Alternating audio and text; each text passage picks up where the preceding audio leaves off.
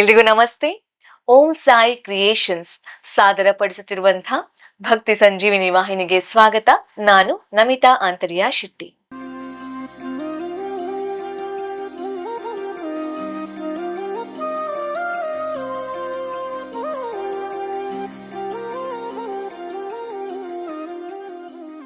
ಮೊಟ್ಟ ಮೊದಲನೇದಾಗಿ ನಮ್ಮ ಎಲ್ಲಾ ವೀಕ್ಷಕರಿಗೂ ಯುಗಾದಿ ಹಬ್ಬದ ಹಾರ್ದಿಕ ಶುಭಾಶಯ. ಚೈತ್ರ ಮಾಸದ ಮೃದುವಾದ ಬೆಳಗಿನ ಕಿರಣಗಳೊಂದಿಗೆ ಪ್ರಕೃತಿಯ ಚೈತನ್ಯವನ್ನು ಇನ್ನಷ್ಟು ಹೆಚ್ಚು ಮಾಡುವಂತಹ ಒಂದು ಕ್ಷಣವೇ ಯುಗಾದಿ. ಗಿಡಮರದ ಮೊಗ್ಗಿನಲ್ಲಿ ಗಾಳಿಯ ತಂಪಾದ ಸ್ಪರ್ಶದಲ್ಲಿ ಹೊಸ ವರ್ಷದ ಸ್ಪಂದನೆ ಕೇಳಿಸುವಂತಹ ಕ್ಷಣವೇ ಯುಗಾದಿ. ಬೇವು ಬೆಲ್ಲದ ಸವಿಯಂತೆ ಜೀವನದ ಸಿಹಿ ಕಹಿಯನ್ನು ಸಮಾನವಾಗಿ ಹಂಚುವಂತಹ ಪಾಠವನ್ನು ಕಲಿಯುವಂತಹ ಸಂಕೇತವೇ ಯುಗಾದಿ. ಹೊಸ ಆಸೆ, ಹೊಸ ಕನಸು, ಹೊಸ ಸಂಕಲ್ಪದೊಂದಿಗೆ ಜೀವನದ ಹೊಸ ಅಧ್ಯಾಯವನ್ನು ಶುರು ಮಾಡುವಂತಹ ದಿನವೇ ಯುಗಾದಿ. ಪಂಚಾಂಗ ಶ್ರವಣದ ಮೂಲಕ ಜೀವನದ ನಿರೀಕ್ಷೆಗೆ ದಾರಿಯನ್ನು ತೋರಿಸುವಂತಹ ಒಂದು ಸಂಪ್ರದಾಯವೇ ಯುಗಾದಿ. ಒಟ್ಟಿನಲ್ಲಿ ಹೇಳ್ಬೇಕಾದ್ರೆ ಸಂಸ್ಕೃತಿ, ಸಂಪ್ರದಾಯ ಹಾಗೂ ಆಧ್ಯಾತ್ಮಿಕತೆಯ ಒಂದು ಸಂಗಮವೇ ಯುಗಾದಿ. ಹೀಗಿರ್ಬೇಕಾದ್ರೆ ಯುಗಾದಿ ಅಂದ್ರೆ ಏನು, ಯುಗಾದಿಯ ಹಿಂದಿರುವಂತಹ ಕಥೆ ಏನು, ಇದರ ವಿಶೇಷತೆ ಏನು, ಇದ್ರ ಬಗ್ಗೆ ಮಾಹಿತಿ ಕೊಡೋಕೆ ನಮ್ ಜೊತೆಗೆ ಮಹಾಗಣಪತಿ ದೇವಸ್ಥಾನ, ಗಣೇಶಪುರ, ಕಾಟಿಪಲ್ಲ, ಸುರತ್ಕಲ್, ಕುಕ್ಕಾಡಿ ಭಗವತಿ ಕ್ಷೇತ್ರ, ಉರ್ವ ಸ್ಟೋರ್, ಮಂಗಳೂರು ಇದರ ಪ್ರಧಾನ ಅರ್ಚಕರಾಗಿರುವಂತಹ ಶ್ರೀ ಸುನಿಲ್ ಭಟ್ ಅವ್ರು ನಮ್ಮ ಜೊತೆಗಿದ್ದಾರೆ. ಅವರನ್ನ ಕಾರ್ಯಕ್ರಮಕ್ಕೆ ಸ್ವಾಗತಿಸೋಣ, ಬನ್ನಿ. ಅರ್ಚಕರೇ ನಮಸ್ತೆ. ನಮಸ್ತೆ. ಮೊಟ್ಟ ಮೊದಲನೇದಾಗಿ ಯುಗಾದಿ ಹಬ್ಬದ ಶುಭಾಶಯಗಳು. ನಿಮ್ಗೂ ಕೂಡ ಎಲ್ರಿಗೂ. ಯುಗಾದಿ ಹಬ್ಬವನ್ನ ನಾವು ಹೊಸ ವರ್ಷದ ಆರಂಭ ಅಂತ ಆಚರಿಸ್ತೀವಿ. ಇದರ ಹಿಂದೆ ಇರುವಂತಹ ಸಾಂಸ್ಕೃತಿಕ ಹಾಗೂ ಆಧ್ಯಾತ್ಮಿಕ ಅರ್ಥ ಏನು ಅರ್ಚಕರೇ? ವಿಷಯ ಪ್ರವೇಶಕ್ಕೆ ಮುಂಚೆ ಆರಾಧ್ಯ ದೇವತೆಯನ್ನ ಮನಸಾರೆ ಪ್ರಾರ್ಥನೆ ಮಾಡ್ಲಿಕ್ಕೆ ಇಷ್ಟಪಡ್ತೇನೆ. ಕಾರ್ಯಮ್ಮೆ ಸಿದ್ಧಿಮಾಯಾತು ಪ್ರಸನ್ನೇತು ಇದಾದರೆ ವಿಜ್ಞಾನಿನ ನಾಶಮಾಯಾಂತು ಸರ್ವಾಣಿ ಸುರನಾಯಕ. ಯುಗಾದಿ ಅಂತ ಹೇಳುವಂತಹ ಒಂದು ವಿಶಿಷ್ಟವಾದಂತಹ ಆಚರಣೆಯ ಬಗ್ಗೆ, ಮೂಲಭೂತವಾದಂತಹ ಆಚರಣೆ. ಯಾಕಂದ್ರೆ ಒಂದು ಶಬ್ದವೇ ಹೇಳ್ತದೆ ಯುಗಾದಿ, ಯುಗದ ಆದಿ ಅಂತ. ಯಾವುದೇ ಒಂದು ದಿನಮಾನ ನಮಗೆ ಆರಂಭ ಆಗುವಂಥದ್ದು ಇಲ್ಲಿಂದ ಅಂತ ಕೇಳಿದ್ರೆ ಸೂರ್ಯೋದಯದಿಂದ ಅಂತ. ಅರುಣೋದಯ ಆಗಿ ತದನಂತರ ಸೂರ್ಯೋದಯ ಅಂತ ಹೇಳುವಂತಹ ಏನು ಪೂರ್ವದ ದಿಕ್ಕಿನಲ್ಲಿ ಸೂರ್ಯದೇವರು ಉದಯ ಆಗಿ ಬರುವಂತಹ ಒಂದು ಸಮಯದಲ್ಲಿ ಇಡೀ ಜಗತ್ತು ಹೇಗೆ ಪೂರ್ಣವಾದಂತಹ ರೀತಿಯಲ್ಲಿ ಎಚ್ಚರಗೊಳ್ತದೋ, ಸೂರ್ಯ ಆತ್ಮ ಜಗತಸ್ತಸ್ತುಶ್ಚ ಅಂತ ನಮಗೆ ಋಗ್ವೇದ ಹೇಗೆ ತಿಳಿಸಿಕೊಡ್ತದೋ, ಹಾಗೆ ಆತ್ಮಕಾರಕನಾದಂತಹ ಸೂರ್ಯ ಇಡೀ ಜಗತ್ತಿಗೆ ಪೂರ್ಣವಾದಂತಹ ರೀತಿಯಲ್ಲಿ ಚೈತನ್ಯವನ್ನ ತುಂಬುವಂತಹ ಆ ಒಂದು ಸ್ಥಾನದಲ್ಲಿ ನಿಂತದ್ದು ನಮಗೆಲ್ಲರಿಗೂ ಕೂಡ ಅನುಭವದಲ್ಲಿರುವಂತ ವಿಚಾರ. ಹಾಗಾಗಿ ಪ್ರತಿದಿನ ಆ ಸೂರ್ಯ ಪ್ರತಿಯೊಂದು ವಿಶೇಷತೆಗಳನ್ನ ಈ ಪ್ರಪಂಚಕ್ಕೆ ಕೊಡ್ತಾ ಬರ್ತಾನೆ ಅಂತ. ಹಾಗಾದ್ರೆ ಆ ಸೂರ್ಯ ದಿವಸದಲ್ಲಿ ಕೊಡುವಂತಹ ಒಂದು ವಿಶೇಷವಾದಂತಹ ಹೊತ್ತು ಮತ್ತು ಸಮಯ, ಆಯಾಯ ರೀತಿಯಾದಂತಹ ವ್ಯತ್ಯಾಸಗಳು, ಕಾಲಮಾನದ ಬದಲಾವಣೆ ಇತ್ಯಾದಿಗಳೆಲ್ಲವೂ ಒಂದು ಕಡೆ ಆದ್ರೆ, ಸೂರ್ಯಾಸ್ತ ಆದ ನಂತರ ಚಂದ್ರೋದಯ ಅಂತ ಹೇಳುವಂಥದ್ದು ಉದಯ ಆಗ್ತದೆ. ಆ ಉದಯ ಆದಂತಹ ಚಂದ್ರೋದಯ ಆದ ನಂತರ ಪೂರ್ಣವಾದಂತಹ ವಿಶ್ರಾಂತಿಯ ಸಮಯ. ಅದೇ ರೀತಿಯಲ್ಲಿ ಚಂದ್ರನಿಗೂ ಒಂದು ನಿರ್ದಿಷ್ಟವಾದಂತಹ ಸ್ಥಿತಿಗತಿಗಳು, ಆ ಚಂದ್ರ ವೃದ್ಧಿ ಮತ್ತು ಕ್ಷಯ ಅಂತ ಹೇಳುವಂತ ಎರಡು ಗುಣಗಳನ್ನು ವಿಶೇಷವಾಗಿ ಹೊಂದಿಕೊಳ್ತಾನೆ. ಈ ಸೂರ್ಯ ಮತ್ತು ಚಂದ್ರ ಅಂತ ಹೇಳುವಂತಹ ಎರಡು ಪ್ರಧಾನವಾದಂತಹ ಸ್ಥಿತಿಗಳು ನಮ್ಮ ಬರಿಗಣ್ಣಿಗೆ ಕಾಣುವಂತಹ ವೈಶಿಷ್ಟ್ಯಪೂರ್ಣವಾದಂತಹ ಒಂದು ಸ್ಥಿತಿ ಪ್ರಪಂಚದಲ್ಲಿ ಏನುಂಟ, ಆ ಎರಡೂ ರೀತಿಯಾದಂತಹ ಸೂರ್ಯ ಮತ್ತು ಚಂದ್ರ ಇವರಿಬ್ಬರ ಆ ಒಂದು ಸ್ಥಿತಿಯನ್ನ ಲೆಕ್ಕ ಹಾಕಿಕೊಂಡು ಅವರ ಆ ಒಂದು ನಿರ್ದಿಷ್ಟವಾದಂತಹ ವ್ಯವಸ್ಥೆಯ ಅನುಸಾರವಾಗಿ ಆ ಕಾಲಗಣನೆಯನ್ನ ಮಾಡುವಂತಹ ಸ್ಥಿತಿಯನ್ನ ನಾವು ಪಂಚಾಂಗ ಅಂತ ಕರಿತೇವೆ. ಹಾಗಾಗಿ ಇವತ್ತು ನಾವು ಎಲ್ಲಿಗೆ ಮುಟ್ಟಿದ್ದೇವೆ ಅಂತ ಕೇಳಿದ್ರೆ ಜನವರಿ, ಫೆಬ್ರವರಿ, ಮಾರ್ಚ್, ಏಪ್ರಿಲ್ ಅಂತ ಲೆಕ್ಕ ಹಾಕ್ಲಿಕ್ಕೆ ಶುರು ಮಾಡಿದ್ದೇವೆ. ಡಿಸೆಂಬರ್ 31ನೇ ತಾರೀಕಿಗೆ ನಮಗೆ ವರ್ಷ ಮುಗಿಯಿತು ಅಂದ್ರೆ ಜನವರಿಯಿಂದ ನಾವು ವರ್ಷಾರಂಭ ಅಂತ ತಿಳ್ಕೊಳ್ತೇವೆ. ಆದ್ರೆ ನಮ್ಗೆ ಪ್ರಾಕೃತಿಕವಾಗಿ ಅದಕ್ಕೇನು ನಮಗೆ ವ್ಯತ್ಯಾಸಗಳೇನು ಕಾಣುದಿಲ್ಲ, ಇದ್ದ ಹಾಗೆ ಹೋಗ್ತಾ ಇರ್ತದೆ. ಆದ್ರೆ ಇದು ಹಾಗಲ್ಲ. ಚೈತ್ರ ಮಾಸ ಶುಕ್ಲ ಪಕ್ಷದ ಆ ವಸಂತ ಋತುವಿನಲ್ಲಿ ಪಾಡ್ಯ ತಿಥಿ ಆರಂಭ ಆಗುವಾಗ ಪ್ರಪಂಚ ಎಲ್ಲ ಬದಲಾವಣೆಗಳನ್ನ ನಾವು ನೋಡ್ತೇವೆ. ಎಲ್ಲೆಲ್ಲಿ ನೋಡಿದ್ರು ಕೂಡ ಹಸಿರು ತೋರಣಗಳು ಕಾಣ್ತೇವೆ. ಆ ಪ್ರಕೃತಿಯಲ್ಲಿ ನಿರ್ದಿಷ್ಟವಾಗಿ ಕೋಗಿಲೆಯ ಆ ಒಂದು ಕುಹು ದನಿ ಕೇಳಬೇಕಾದ್ರೆ ನಾವು ಈ ವಸಂತ ಋತುವಿಗೆ ಬರಬೇಕು. ಅದೇ ರೀತಿಯಲ್ಲಿ ಪ್ರಾಕೃತಿಕವಾದಂಥ ಎಲ್ಲ ಆಲ ಫಲಗಳು ಕೂಡ ಇನ್ನೊಂದು ಸರ್ತಿ ಹೊಸತ್ತಾಗಿ ಪ್ರಪಂಚ ತಯಾರಾಗಿ ಹೊಸ ವರ್ಷಕ್ಕೆ ಪೂರ್ಣವಾದಂತಹ ರೀತಿಯಲ್ಲಿ ಕಾಲಿರಿಸುವಂತಹ ಶುಭ ಸಂದರ್ಭ, ಆ ಯುಗ ಅಂತ ಹೇಳುವಂಥದ್ದು ಆರಂಭ ಆಗುವಂಥದ್ದನ್ನ ಸೂರ್ಯ ಮತ್ತು ಚಂದ್ರರು ಪ್ರತಿಬಿಂಬಿಸುವ ಕಾರಣ ಆ ಎಲ್ಲ ರೀತಿಯಾದಂತಹ ಗ್ರಹ ಸ್ಥಿತಿಯನ್ನ ಮತ್ತು ಪ್ರಾಪಂಚಿಕವಾದಂತಹ ಎಲ್ಲ ಸ್ಥಿತಿಗತಿಗಳನ್ನ ಒಟ್ಟಾಗಿ ಸೇರಿಕೊಂಡು ಯುಗ ಆರಂಭ ಆಗುವಂತಹ ದಿವಸವನ್ನ ಯುಗಾದಿ ಅಂತ ಸಂಬೋಧನೆ ಮಾಡಬಹುದು ಅಂತ ಹೇಳಲಿಕ್ಕೆ ಬಯಸ್ತೇನೆ. ಈ ದಿನದಿಂದ ಏನೆಲ್ಲ ಬದಲಾವಣೆ ಆಗುತ್ತೆ ನಮ್ಮಲ್ಲಿ, ಆಂತರಿಕವಾಗಿ ಏನ್ ಬದಲಾವಣೆ ಆಗುತ್ತೆ?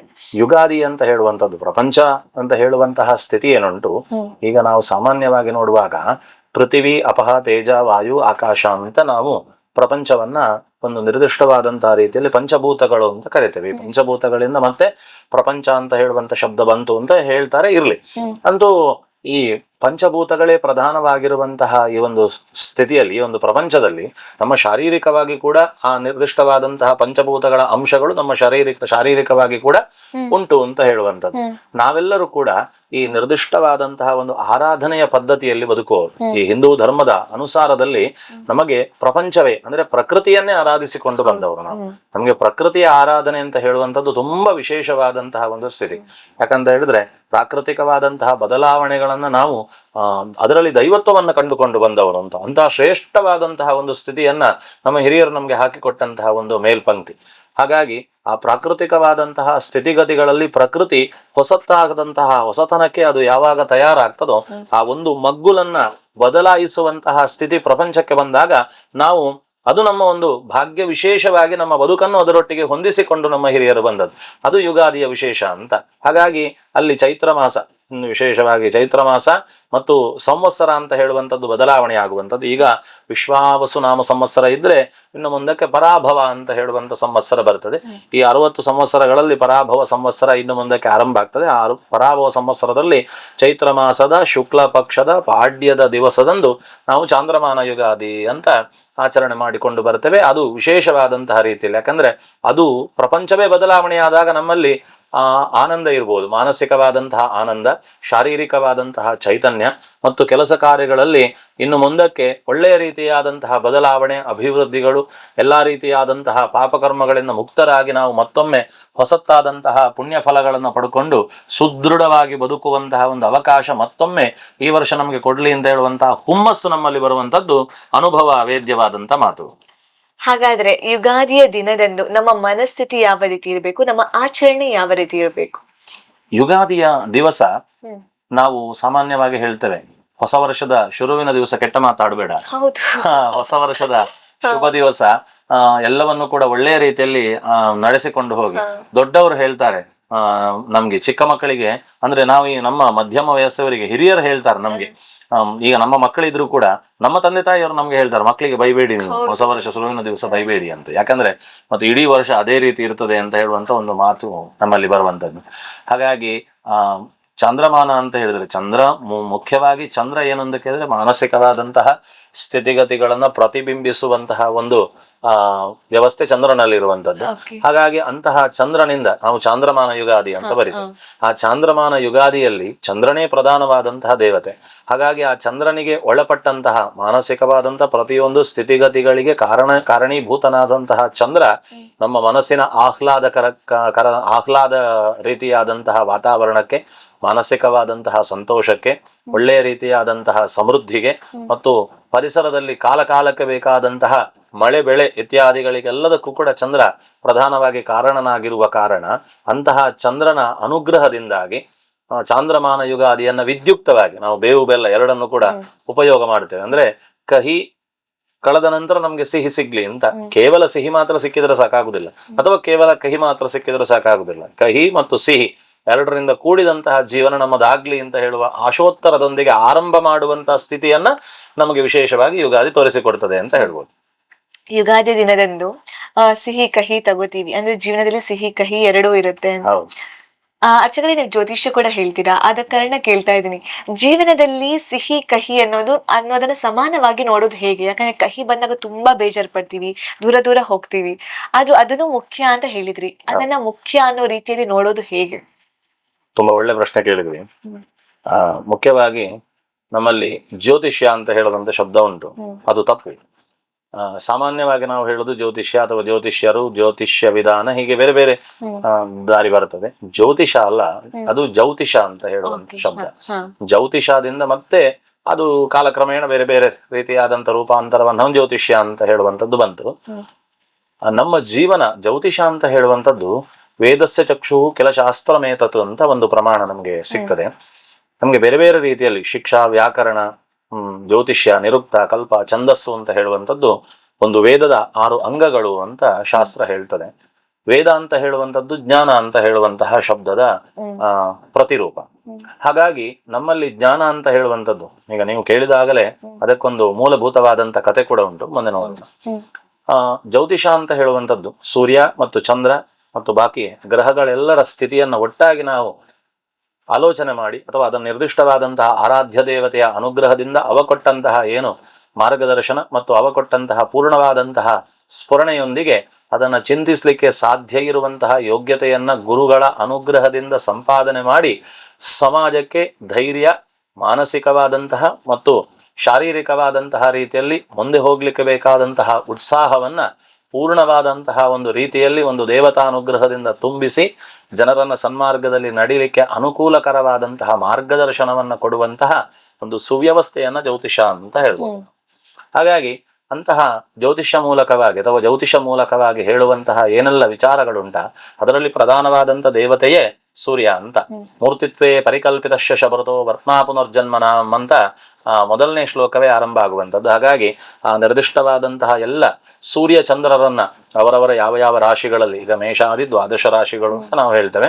ಮೇಷದಿಂದ ಮೀನದವರೆಗೆ ಇರುವಂತಹ ಮೇಷ, ವೃಷಭ, ಮಿಥುನ, ಕರ್ಕಾಟಕ, ಸಿಂಹ, ಕನ್ಯಾ, ತುಲಾ, ವೃಶ್ಚಿಕ, ಧನು, ಮಕರ, ಕುಂಭ, ಮೀನ ಅಂತ 12 ರಾಶಿಗಳಲ್ಲಿ ಯಾವ ಯಾವ ಗ್ರಹಗಳು ನಿರ್ದಿಷ್ಟವಾಗಿದ್ದಾನೋ ಆ ಗ್ರಹಗಳಿಂದಾಗಿ ಏನೆಲ್ಲ ಫಲಗಳು ಮನುಷ್ಯನಿಗೆ ಬರುವಂತದ್ದುಂಟು, ಮತ್ತು ಮನುಷ್ಯನಿಗೆ ಮಾತ್ರ ಅಲ್ಲ ಪ್ರಪಂಚಕ್ಕೆ ಏನೆಲ್ಲ ಫಲಗಳು ಬರುವಂತದ್ದುಂಟು ಅಂತ. ಯಾಕಂದ್ರೆ ಈಗ ಪ್ರಸ್ತುತ ಈ ಪರಿಸ್ಥಿತಿಯಲ್ಲಿ ನಾವು ಯುದ್ಧದ ಸ್ಥಿತಿಯನ್ನ ನೋಡ್ತಾ ಇದ್ದೇವೆ, ಪ್ರಪಂಚದಲ್ಲಿ ಆಗುವಂತ ಯುದ್ಧ. ಈ ಪಂಚಾಂಗವನ್ನ ನಮಗೆ ಇವತ್ತು ಅನುಭವದ ಕೊರತೆ ತುಂಬಾ ಪ್ರಪಂಚದ ಸಾಮಾನ್ಯ ಜನರಿಗೆ ನಮ್ಗೆ ಕಾಣ್ತದೆ. ಯಾಕಂದ್ರೆ ನಾವು ಕ್ಯಾಲೆಂಡರ್ ನೋಡ್ತೇವೆ ಹೊರತು ಪಂಚಾಂಗ ನೋಡುದಿಲ್ಲ. ಈ ಪಂಚಾಂಗವನ್ನ ನೋಡಿದ್ರೆ ಆ ಪಂಚಾಂಗದಲ್ಲಿ ಇಡೀ ವರ್ಷದ ಫಲ ಇರ್ತದೆ. ಸಾಮಾನ್ಯವಾಗಿ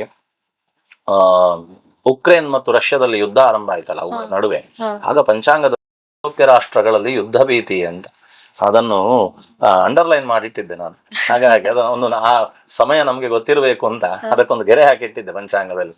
ಆ ಸಮಯ ಯಾವಾಗ ಬಂತ ಆಗ ಇಲ್ಲಿ ಅನಿರೀಕ್ಷಿತವಾಗಿ ಅಲ್ಲಿ ಯುದ್ಧ ಆರಂಭ ಆಯಿತು ಅಂತ. ಮತ್ತೆ ಈಗ ಪುನಃ ಯುದ್ಧ ಭೀತಿ ಅಂತ ಏನು ಈ ವರ್ಷದ ಕೊನೆಯ ಸಂದರ್ಭದಲ್ಲಿ ಈಗ ಬರುವಂತಹ ಈ ಒಂದು ಸಮಯ ಏನುಂಟು, ಈಗ ಆ ನಿರ್ದಿಷ್ಟವಾದಂತಹ ರೀತಿಯಲ್ಲಿ ಮತ್ತೆ ಯುದ್ಧ ಭೀತಿ ಅಂತ ಏನು ಪಂಚಾಂಗದಲ್ಲಿ ನಿರ್ದಿಷ್ಟವಾಗಿ ಬರೆದಿಟ್ಟಿದ್ದಾರೋ ಅದನ್ನು ನಾವು ಓದಿದ್ರೆ ಅಥವಾ ಅದನ್ನು ಶ್ರವಣ ಮಾಡಿದ್ರೆ ನಮ್ಗೆ ಅದರ ಮಾಹಿತಿ ಸಿಗ್ತದೆ. ಹಾಗಾಗಿ ಜ್ಯೋತಿಷ ಅಂತ ಹೇಳುವಂಥದ್ದು ಪ್ರತ್ಯಕ್ಷಂ ಜ್ಯೋತಿಷಂ ಶಾಸ್ತ್ರಂ ಚಂದ್ರಾರ್ಕೌ ಯತ್ರ ಸಾಕ್ಷಿಣವು ಅಂತ ಹೇಳ್ತಾರೆ. ಹಾಗಾಗಿ ಸೂರ್ಯ ಚಂದ್ರರು ಎಲ್ಲಿಯ ತನಕ ಕಣ್ಣಿಗೆ ನಮ್ಗೆ ಕಾಣ್ತಾರೋ ಅಲ್ಲಿಯ ತನಕ ನಮ್ಗೆ ಜ್ಯೋತಿಷ ಅಂತ ಹೇಳುವಂಥದ್ದು ಪ್ರತ್ಯಕ್ಷವಾದಂತ ಶಾಸ್ತ್ರ ಅಂತ. ಹಾಗಾಗಿ ಸೂರ್ಯ ಚಂದ್ರರು ಕಣ್ಣಿಗೆ ಕಾಣುವಷ್ಟು ಸಮಯ, ಯಾಕಂತ ಹೇಳಿದ್ರೆ ಅಲ್ಲಿ ಬೇರೆ ಬೇರೆ ರೀತಿಯಲ್ಲಿ ಸೂರ್ಯ ಚಂದ್ರರು ಕಣ್ಣಿಗೆ ಕಾಣುವಾಗ ಸೂರ್ಯ ಚಂದ್ರರನ್ನೇ ಪ್ರಧಾನವಾಗಿ ನಾವು ಗಣನೆಗೆ ತೆಗೆದುಕೊಂಡು ಆ ಲೆಕ್ಕಾಚಾರವನ್ನ ಎಲ್ಲವನ್ನು ಕೂಡ ಹಾಕುವಂಥದ್ದು. ಹಾಗಾಗಿ ಸೂರ್ಯ ಆತ್ಮಕಾರಕನಾದ್ರೆ ಚಂದ್ರ ಮನೋಕಾರಕ ಅಂತ. ಈ ಶರೀರ ಮತ್ತು ಮನಸ್ಸು ಇದೆರಡಕ್ಕೂ ಪರಸ್ಪರ ಅವಿನಾಭಾವ ಸಂಬಂಧ. ಹಾಗೆ ಪ್ರಪಂಚ ಮತ್ತು ಮನುಷ್ಯ ಇವೆರಡಕ್ಕೂ ಕೂಡ ಅವಿನಾಭಾವವಾದಂತಹ ಸಂಬಂಧ. ಇದೆರಡನ್ನು ಕೂಡ ನಾವು ನಿರ್ದಿಷ್ಟವಾಗಿ ಗಣನೆಗೆ ತೆಗೆದುಕೊಂಡು ಆ ನಿರ್ದಿಷ್ಟವಾಗಿ ಜಾತಕ ಫಲ ಅಥವಾ ನಿರ್ದಿಷ್ಟವಾದಂತಹ ಒಂದು ಪ್ರಾಪಂಚಿಕವಾದಂತಹ ಸ್ಥಿತಿಗತಿಗಳ ಬಗ್ಗೆ ಆಲೋಚನೆ ಅದೇ ರೀತಿಯಲ್ಲಿ ಪಂಚಾಂಗದಲ್ಲಿ ನಮಗೆ ಬರೀತಾರೆ. ಯಾವಾಗ ಗ್ರಹಣ ಆರಂಭ ಆಗ್ತದೆ, ಯಾವಾಗ ಗ್ರಹಣ ಸ್ಪರ್ಶ ಆಗ್ತದೆ, ಯಾವಾಗ ಗ್ರಹಣ ಮಧ್ಯಕಾಲದಲ್ಲಿರ್ತದೆ, ಯಾವಾಗ ಗ್ರಹಣ ಮೋಕ್ಷ ಆಗ್ತದೆ ಅಂತ. ಅದನ್ನು ಲೆಕ್ಕ ಹಾಕುವಂಥದ್ದು ಎಲ್ಲಿಗೆ ಅಂತ ಕೇಳಿದ್ರೆ, ಯಾವ ಊರಿಗೆ ಸೂರ್ಯೋದಯ ಮತ್ತು ಸೂರ್ಯಾಸ್ತ ಉಂಟು ಅದರ ವ್ಯವಸ್ಥೆಗೆ ಆ ಸೂರ್ಯೋದಯ ಮತ್ತು ಸೂರ್ಯಾಸ್ತ ಅಂತ ಹೇಳುವಂತಹ 2 ವ್ಯವಸ್ಥೆಗಳನ್ನ ಲೆಕ್ಕಾಚಾರ ಹಾಕಿಕೊಂಡು ಗ್ರಹಣ ಅಂತ ಹೇಳುವಂಥದ್ದನ್ನು ಬರೆದಿಡ್ತಾರೆ. ಹಾಗಾಗಿ ಆ ಗ್ರಹಣ ಬರುವಂಥದ್ದು ಇನ್ನು 6 ತಿಂಗಳು ಕಳೆದ್ರೂ ಕೂಡ ಅದು ಈಗಲೇ ಜಾತಕದಲ್ಲಿ ಬರೆದಿಟ್ಟಿರ್ತಾರೆ. ಹಾಗಾಗಿ ಆ ಸೆಕೆಂಡ್ ಕೂಡ ವ್ಯತ್ಯಾಸ ಆಗುದಿಲ್ಲ. ಇದು ಜ್ಯೋತಿಷ ಅಂತ. ಹಾಗಾಗಿ ಜ್ಯೋತಿಷ್ಯದ ಪ್ರಮಾಣ ಎಲ್ಲಿ ಅಂತ ಕೇಳಿದ್ರೆ ಆ ನಿರ್ದಿಷ್ಟವಾದಂತ ಗ್ರಹಣದಲ್ಲಿ ನಾವು ಪ್ರತ್ಯಕ್ಷವಾಗಿ ಸಾಮಾನ್ಯವಾಗಿ ಹೇಳ್ಬೋದು. ಹಾಗಾಗಿ ಆ ನಿರ್ದಿಷ್ಟವಾದಂತಹ ಗ್ರಹಣ ಸಮಯವನ್ನ ಅಷ್ಟು ಕರಾರುವಕ್ಕಾಗಿ ನಮಗೆ ಹೇಳಲಿಕ್ಕೆ ಸಾಧ್ಯವಾಗ್ತದೆ ಅಂತ ಹೇಳಿದ್ರೆ ಈ ನಮ್ಮ ಹಿಂದಿನವರ ಜ್ಞಾನದ ಗುಣಮಟ್ಟ ಎಷ್ಟು ಶ್ರೇಷ್ಠವಾಗಿತ್ತು ಅಂತ ನಮಗೆ ಅರ್ಥ ಆಗ್ತದೆ ಅಂತ ಹೇಳ್ಬೋದು ಇವತ್ತಿನ ದಿವಸದಲ್ಲಿ. ಹಾಗಾದ್ರೆ ಕಷ್ಟ ಸುಖವನ್ನು ಸಮಾನವಾಗಿ ತಗೊಳ್ಳುವುದು ಹೇಗೆ? ಕಷ್ಟ ಸುಖ ಅಂತ ಹೇಳುವಂಥದ್ದು ಸಮಾನವಾಗಿ ತೆಗೆದುಕೊಳ್ಳುವಂತಹ ಕಾಲ. ಎರಡೂ ಕೂಡ ನಮಗೆ ಇವತ್ತೇನಾಗಿದೆ ಅಂತ ಕೇಳಿದ್ರೆ, ನಮ್ಮ ಮೂಲಭೂತವಾದಂತಹ ಧರ್ಮ ಶಿಕ್ಷಣ ನಮಗೆ ಸಿಕ್ಕಿದಾಗ ಸಮಾನವಾದಂತ ರೀತಿಯಲ್ಲಿ ಎರಡನ್ನೂ ತೆಗೆದುಕೊಳ್ಳುವಂಥದ್ದು ಒಂದು ಸಾಮರ್ಥ್ಯ ಆಗಿದೆ.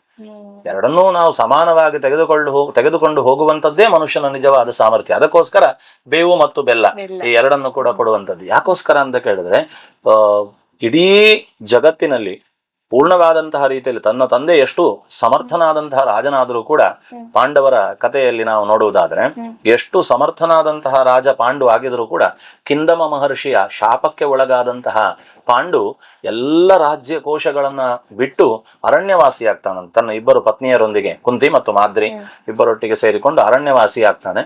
ಆ ಅರಣ್ಯವಾಸಿಯಾದಂತಹ ಪಾಂಡುವಿನ ಮಕ್ಕಳಾದಂತಹ ಈ ಪಾಂಡವರು ಅರಣ್ಯವಾಸಿಗಳಾಗಿ ಪಾಂಡುವಿನ ನಂತರದಲ್ಲಿ, ಅಂದ್ರೆ ಅವನ ದೇಹತ್ಯಾಗದ ನಂತರ, ಅವನ ಮರಣಾನಂತರದಲ್ಲಿ ಮತ್ತೆ ರಾಜ್ಯಕ್ಕೆ ಬರ್ತಾರೆ. ಅವರೆಲ್ಲರ ಸದ್ಗುಣಗಳಿಂದ ಯುವರಾಜ ಪಟ್ಟವನ್ನ ಧರ್ಮರಾಯ ಇರ್ತಾನೆ. ಅಲ್ಲೂ ಒಂದಷ್ಟು ರಾಜಕೀಯಗಳು ನಡೀತವೆ. ಅವನಿಗೆ ಸಿಕ್ಕಿದಂತಹ ಬರಡು ಭೂಮಿ, ಖಾಂಡವ ಪ್ರಸ್ಥ ಅಂತ ಹೇಳುವ ಬರಡು ಭೂಮಿಯನ್ನ ಇಂದ್ರಪ್ರಸ್ಥವನ್ನಾಗಿ ಪರಿವರ್ತನೆ ಮಾಡ್ತಾನೆ. ರಾಜಸೂಯ ಯಾಗವನ್ನ ಮಾಡಿ ಅವನು ಚಕ್ರವರ್ತಿ ಆಗ್ತಾನೆ ಅಂತ. ಇಷ್ಟೆಲ್ಲ ಚಕ್ರವರ್ತಿ ಅಂತ ಹೇಳಿದ್ರೆ ಎಲ್ಲ ರಾಜ್ಯದ ಪ್ರತಿಯೊಂದು ಯಾವ ಯಾವ ರಾಜ್ಯದ ಅರಸರಿದ್ದಾರೆ ಅವರೆಲ್ಲ ಇವನ ಕೈ ಕೆಳಗೆ ಬರುವಂಥದ್ದು. ಹಾಗಾಗಿ ಆ ನಿರ್ದಿಷ್ಟವಾದಂತಹ ಒಂದು ಶ್ರೇಷ್ಠ ಸ್ಥಾನ ಚಕ್ರವರ್ತಿ. ಆ ಚಕ್ರವರ್ತಿಯ ಸ್ಥಾನದಲ್ಲಿದ್ದಾಗ ಅವನ ಮೇಲೆ, ಅವನಿಗೆ ಯಾರಾದ್ರೂ ಒಂದು ಸಲಹೆ ಸೂಚನೆಯನ್ನು ಕೊಡುವಂತಹ, ತನ್ನ ಮೇಲೆ ಒಬ್ಬನ ಅಧಿಕಾರವನ್ನ ಒಪ್ಪಿಕೊಳ್ಳಿಕ್ಕೆ ಅವನಿಗೆ ಒಂದು ಸ್ಥಾನ ಇರುವಂತದ್ದು ಒಬ್ಬನಿಗೆ ಮಾತ್ರ. ಆ ಸ್ಥಾನವನ್ನ ಕೃಷ್ಣನಿಗೆ ಕೊಟ್ಟಿದ್ದ ಧರ್ಮರಾಯ. ಹಾಗಾದ್ರೆ ಅಷ್ಟು ದೊಡ್ಡದಾದಂತಹ ಸ್ಥಾನದಲ್ಲಿ ಇದ್ರೂ ಕೂಡ ಜೀವನದಲ್ಲಿ ಬದಲಾವಣೆ ಅಂತ ಹೇಳುವಂಥದ್ದು ಅವರನ್ನು ಬಿಡ್ಲಿಲ್ಲ ಅಂತ.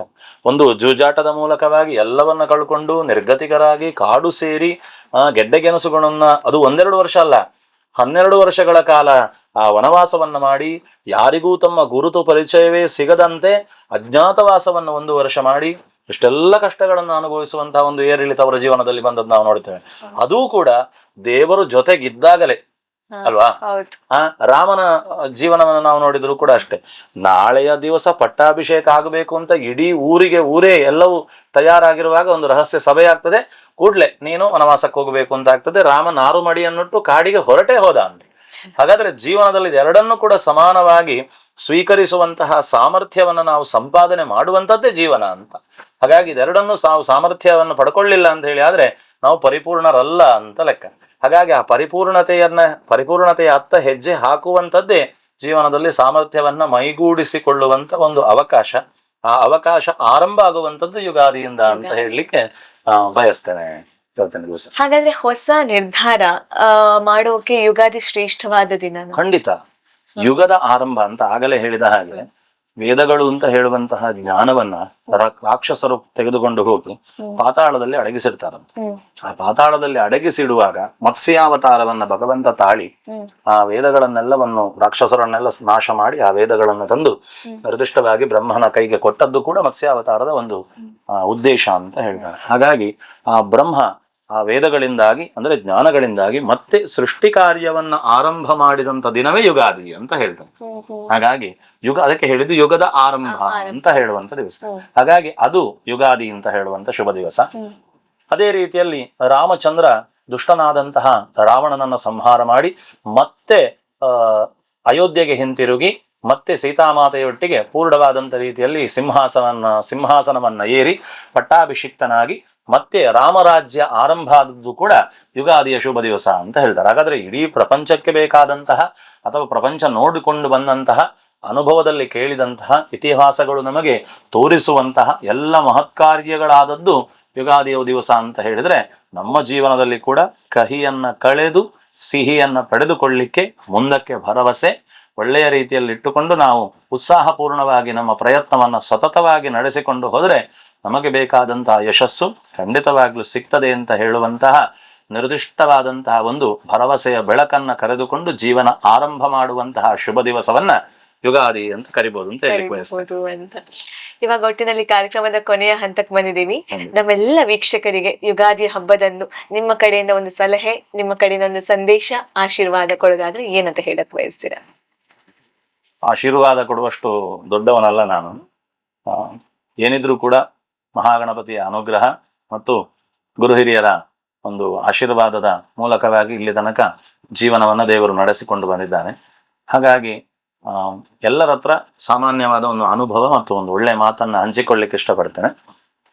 ಜೀವನದಲ್ಲಿ ಯಾವತ್ತೂ ಕೂಡ ನಮ್ಮ ಗುರುಗಳೊಂದು ಮಾತು ಹೇಳ್ತಾ ಇದ್ರು, ತಮ್ಮೆಲ್ಲ ವಿದ್ಯೆ ಇತ್ಯಾದಿಗಳು ಇರುವುದು ಯಾಕೆ ಅಂತ ಕೇಳಿದ್ರೆ, ಜೀವನದಲ್ಲಿ ಮನುಷ್ಯ ಸೋತು ಇನ್ನು ನನ್ನಿಂದ ಏನು ಸಾಧ್ಯ ಇಲ್ಲ ಅಂತ ಹೇಳುವಂತಹ ಒಂದು ಹತಾಶೆಯ ಸ್ಥಿತಿಗೆ ಬಂದು ಮನುಷ್ಯ ಸೋತು ಮಲಗಿದಾಗ ಅವನನ್ನು ಎಬ್ಬಿಸ್ಲಿಕ್ಕಿರುವಂಥದ್ದು ಎಲ್ಲ ರೀತಿಯಾದಂತಹ ನಮ್ಮ ಹಬ್ಬ ಹರಿದಿನಗಳು, ಆಚರಣೆಗಳು, ಸಂಸ್ಕಾರಗಳು, ಸಂಸ್ಕೃತಿಗಳು, ಇದೆಲ್ಲವೂ ಇರುವಂತದ್ದು ಸೋತಂತಹ ಮನುಷ್ಯನಿಗೆ ಮತ್ತೆ ಭರವಸೆಯನ್ನು ತುಂಬಿ ಇನ್ನೂ ನಿನ್ನ ಜೀವನ ಉಂಟು ಅಂತ ಕರೆದುಕೊಂಡು ಬರಲಿಕ್ಕೆ ಅಂತ.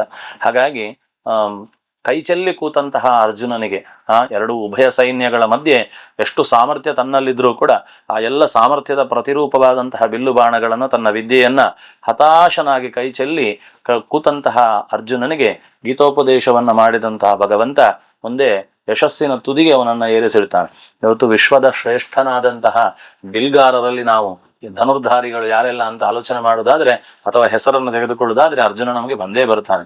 ಹಾಗಾಗಿ ಆ ನಿರ್ದಿಷ್ಟವಾದಂತಹ ಯಶಸ್ಸಿನ ತುದಿಯಲ್ಲಿ ಅವನನ್ನ ಕೂತುಕೊಳಿಸಿದ್ದು ಯಾರು ಅಂತ ಕೇಳಿದ್ರೆ ಭಗವಂತ. ಹಾಗಾಗಿ ಜೀವನದಲ್ಲಿ ನಮಗೆ ಬಂದಂತಹ ಯಾವುದೇ ರೀತಿಯಾದಂತಹ ಅಜ್ಞಾನಗಳಿರ್ಬೋದು, ಮೋಹಗಳಿರ್ಬೋದು, ಅಥವಾ ನಮ್ಮದೇ ಕೈಯಿಂದ ಆದಂತಹ ತಿಳಿಯದೇ ಆದಂತಹ ಅಪರಾಧಗಳಿರ್ಬೋದು, ಅಥವಾ ಬೇರೆ ಬೇರೆ ರೀತಿಯಾದಂತಹ ತಪ್ಪುಗಳನ್ನು ನಾವು ಯಾವ ರೂಪದಲ್ಲಿ ತಪ್ಪು ಹೆಜ್ಜೆಗಳನ್ನು ಇಟ್ಟು ಅದರಿಂದಾಗಿ ನಾವು ಬೇರೆ ಬೇರೆ ರೀತಿಯಾದಂತಹ ಯಶಸ್ಸನ್ನು ಪಡೆಯುವಲ್ಲಿ ವಿಫಲರಾಗಿರ್ಬೋದು. ಹಾಗಾಗಿ ತಪ್ಪು ಹೆಜ್ಜೆಗಳಿಂದಾಗಿ ನಾವು ಸರಿದಾರಿಗೆ ಬರಲಿಕ್ಕೊಂದು ಅವಕಾಶ, ಮತ್ತು ಜೀವನದಲ್ಲಿ ಸೋತಿದ್ದೇವೆ ಅಂತ ಹೇಳುವಂತಹ ನಿರಾಶೆಯಿಂದ ನಾವು ಹೊರಬಂದು ಹೊಸತಾದಂತಹ ಬದುಕನ್ನ ಕಟ್ಟಿಕೊಳ್ಳಿಕ್ಕೆ ನಿರ್ದಿಷ್ಟವಾದಂತಹ ಒಂದು ಸದವಕಾಶದ ಸಮಯವನ್ನ ಈ ಯುಗಾದಿ ನಮ್ಗೆ ಕೊಡ್ತದೆ ಅಂತ. ಆದ ಕಾರಣ ಹೊಸ ವರ್ಷ ಪರಿಪೂರ್ಣವಾದಂತಹ ರೀತಿಯಲ್ಲಿ ಉತ್ಸಾಹದಿಂದ ಮುನ್ನುಗ್ಗುವ, ಪ್ರತಿಯೊಂದು ಕೆಲಸ ಕಾರ್ಯಗಳಲ್ಲಿ ಪ್ರಾಮಾಣಿಕತೆ, ಸತ್ಯ, ಧರ್ಮ, ನ್ಯಾಯ, ನಿಷ್ಠೆ, ಮನುಷ್ಯತ್ವ ಎಲ್ಲವನ್ನು ನಾವು ಮೈಗೂಡಿಸಿಕೊಂಡು ನಮ್ಮ ಭಾರತ ದೇಶದಲ್ಲಿ ಹುಟ್ಟಿದ್ದಕ್ಕೆ ಹೆಮ್ಮೆ ಪಟ್ಟುಕೊಂಡು ದೇವರನ್ನು, ದೇಶವನ್ನು, ಸಂಸ್ಕಾರವನ್ನು, ಗುರು ಹಿರಿಯರನ್ನು ಗೌರವಿಸ್ತಾ ಸತ್ಪ್ರಜೆಗಳಾಗಿ ಸಮಾಜದಲ್ಲಿ ಶುದ್ಧವಾದಂತಹ ಅಂತಃಕರಣಕ್ಕೆ ಸರಿಯಾದಂತಹ ರೀತಿಯಲ್ಲಿ ನಾವು ಬದುಕಿದಾಗ ಜೀವನದಲ್ಲಿ ಯಶಸ್ಸು ಅಂತ ಹೇಳುವಂಥದ್ದು ಖಂಡಿತವಾಗ್ಲೂ ಕೂಡ ಲಭಿಸ್ತದೆ. ಆ ಯಶಸ್ಸು ಬಂದಾಗ ಅಹಂಕಾರ ಪಡದೆ ದೇವತಾನುಗ್ರಹದಿಂದಲೇ ನನಗಿದು ಸಾಧ್ಯವಾಯಿತು ಅಂತ ಹೇಳುವಂತಹ ಆ ಸತ್ಯವನ್ನ ಪೂರ್ಣವಾದಂಥ ರೀತಿಯಲ್ಲಿ ಅರಿತುಕೊಂಡು ಮತ್ತೊಬ್ಬರಿಗೆ ಸಹಾಯವನ್ನು ಮಾಡುವಂತಹ, ಮತ್ತೊಬ್ಬರಿಗೂ ಕೂಡ ಆ ಉತ್ಸಾಹದ ದಾರಿಯಲ್ಲಿ ಅವರನ್ನು ನಡೆಸುವಂತಹ ಒಂದು ಒಳ್ಳೆಯ ರೀತಿಯಾದಂತಹ ಗುಣ ನಮ್ಮಲ್ಲಿರಲಿ. ಪರಿಪೂರ್ಣವಾದ ರೀತಿಯಲ್ಲಿ ಎಲ್ಲರಿಗೆ ಒಳ್ಳೆಯದಾಗ್ಲಿ. ಕಾಲೇ ವರ್ಷತು ಪರ್ಜನ್ಯ ಪೃಥಿವಿ ಸಸ್ಯಶಾಲಿನಿ ದೇಶೋಯಂ ಕ್ಷೋಭರಹಿತ ಸಜ್ಜನ ಸಂತು ನಿರ್ಭಯಾ ಅಂತ ನಮ್ಮ ಸಂಸ್ಕಾರ ನಮಗೆ ಏನು ಹೇಳಿಕೊಡ್ತದೋ ಅದೇ ರೀತಿಯಲ್ಲಿ ಕಾಲಕಾಲಕ್ಕೆ ಸರಿಯಾದ ರೀತಿಯಲ್ಲಿ ಮಳೆ ಬೆಳೆಗಳಾಗ್ಲಿ, ಸಜ್ಜನರು ನಿರ್ಭಯವಾಗಿರ್ಲಿ, ಪೃಥಿವಿ ಸಸ್ಯಶಾಲಿನಿಯಾಗ್ಲಿ, ದೇಶವು ಕ್ಷೋಭಕ್ಕೆ ರಹಿತವಾಗಿ ಒಳ್ಳೆಯ ರೀತಿಯಲ್ಲಿ ಕಾಲಕಾಲಕ್ಕೆ ಬೇಕಾದಂತಹ ದವಸ ಧಾನ್ಯಾದಿಗಳಿಂದ ಪರಿಪೂರ್ಣವಾದಂತಹ ರೀತಿಯಲ್ಲಿ ಜನರೆಲ್ಲರೂ ಕೂಡ ಸಂತೋಷಪೂರ್ಣವಾಗಿ ಜೀವನ ಮಾಡುವಂತಹ ಸದವಕಾಶ ಈ ಯುಗಾದಿ ನಮಗೆ ಪರಿಪೂರ್ಣವಾಗಿ ಅನುಗ್ರಹ ಮಾಡಿಕೊಡ್ಲಿ ಅಂತ ಹೇಳುವಂತಹ ಒಂದು ವಿಶೇಷವಾದಂತಹ ಶುಭವಾಕ್ಯವನ್ನು ಹೇಳಲಿಕ್ಕೆ ಇಷ್ಟಪಡ್ತೇನೆ. ಚಂದ್ರನಿಂದಾಗಿ ನಡೆಸುವಂತಹ ಪ್ರತಿ ಒಂದು ತಿಂಗಳುಗಳ ಆಧಾರದಲ್ಲಿ, ಚಾಂದ್ರಮಾನ ಯುಗಾದಿ ಅಂತ ಹೇಳಿದ್ರೆ ಚಂದ್ರನಿಂದಾಗಿ ಚಲನೆಯಿಂದಾಗಿ ತಿಳಿದುಕೊಳ್ಳುವಂತಹ ತಿಂಗಳುಗಳು. ಉದಾಹರಣೆ ಚೈತ್ರ, ವೈಶಾಖ, ಜ್ಯೇಷ್ಠ, ಆಷಾಢ, ಶ್ರಾವಣ, ಭಾದ್ರಪದ, ಹೀಗೆ. ಅದೇ ರೀತಿಯಲ್ಲಿ ನಾವು ವಿಷುಕಣಿ ಅಂತ ಮಾಡ್ತೇವೆ, ವಿಷು ಅಂತ ಹೇಳಿಕೊಂಡು ಆಚರಣೆ ಮಾಡ್ತೇವೆ. ಅದು ಸೂರ್ಯನಿಂದ ಚಿಂತನೆ ಮಾಡುವಂತ, ಅಂದ್ರೆ ಸಂಕ್ರಮಣದಿಂದ ಆರಂಭ ಆಗುವಂತಹ ಕಾಲಘಟ್ಟ. ಹಾಗಾಗಿ ಅದನ್ನ ಮೇಷಮಾಸ, ವೃಷಭ ಮಾಸ, ಮಿಥುನ ಮಾಸ ಅಂತ ಹೇಳ್ತಾನೆ.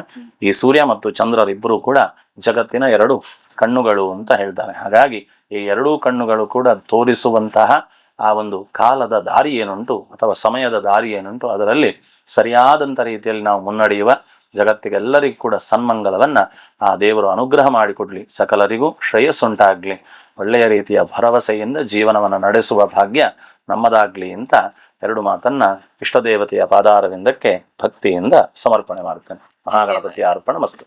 ಧನ್ಯವಾದ. ಧನ್ಯವಾದ. ವೀಕ್ಷಕರೇ, ಯಾವುದೇ ಒಂದು ಹಬ್ಬವನ್ನ ಆಚರಿಸಬೇಕಾದ್ರೆ ಅಥವಾ ಯಾವುದೇ ಒಂದು ಸಂಪ್ರದಾಯನ ನಾವು ಫಾಲೋ ಮಾಡ್ಬೇಕಾದ್ರೆ ಅದರ ಹಿಂದಿರುವಂತ ಅರ್ಥ ನಮಗೆ ಗೊತ್ತಿದ್ರೆ ಆವಾಗ ಅದರ ನಿಜವಾದ ಫಲ ನಮಗೆ ಸಿಗುತ್ತೆ ಅನ್ನೋದು ಇಂದಿನ ಈ ಕಾರ್ಯಕ್ರಮದಲ್ಲಿ ಯುಗಾದಿಯ ಅರ್ಥ ಏನು, ಅದರ ವಿಶೇಷತೆ ಏನು, ಅದನ್ನ ಯಾಕಾಗಿ ಆಚರಿಸ್ತೀವಿ, ಹೇಗೆ ಆಚರಿಸಬೇಕು, ಇದರ ಕುರಿತು ಸಂಪೂರ್ಣ ಮಾಹಿತಿನ ನಮಗೆ ಶ್ರೀ ಸುನಿಲ್ ಭಟ್ ಅವರು ತಿಳಿಸ್ಕೊಟ್ಟಿದ್ದಾರೆ. ಅವರಿಗೆ ಧನ್ಯವಾದನ ಹೇಳ್ತಾ ಕಾರ್ಯಕ್ರಮಕ್ಕೆ ಮುಕ್ತಾಯ ಹಾಡ್ತಾ ಇದ್ದೀನಿ. ನಮಸ್ಕಾರ.